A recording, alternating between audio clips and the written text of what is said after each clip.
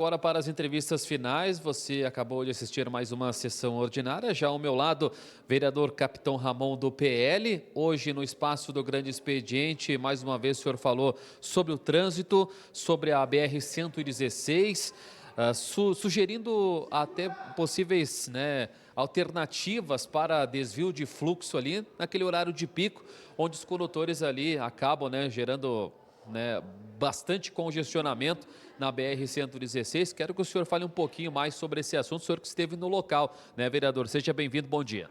Olá, bom dia ao senhor, bom dia a todos aqueles que estão nos acompanhando. Eu sou um vereador que defende muito a mobilidade urbana do nosso município. Então, eu vou na rua, eu vou em loco para verificar as oportunidades de melhoria que podem ser implementadas na nossa cidade como um todo.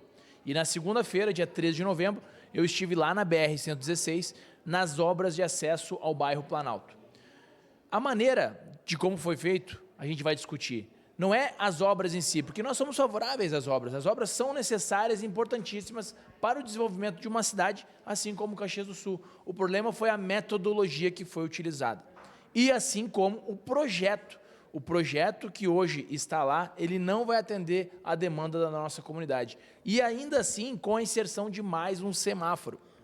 Nós temos a semaforização da BR-116, que é uma rodovia federal que serviria para melhorar a mobilidade urbana no município. No entanto, as gestões insistem em implementar semáforo à torto e à direito. Nós não podemos concordar com isso.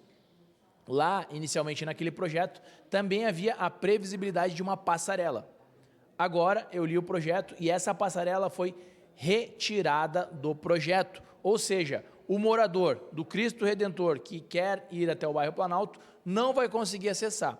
Lá no bairro Planalto nós temos grandes escolas, como Emílio Meyer. As pessoas não conseguem estudar naquela escola.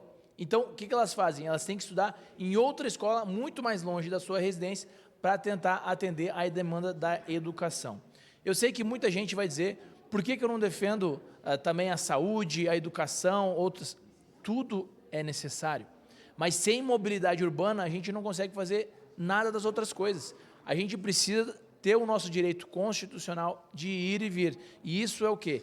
Acessibilidade. Hoje, os motoristas e usuários das rodovias da nossa cidade, eles têm que praticamente ter um acesso a um psicólogo, porque a saúde mental deles está em risco.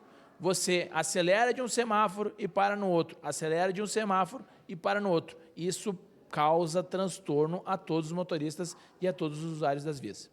Vereador, obrigado pela sua participação e um ótimo trabalho. Obrigado, estamos juntos, um ótimo dia a todos. Obrigado.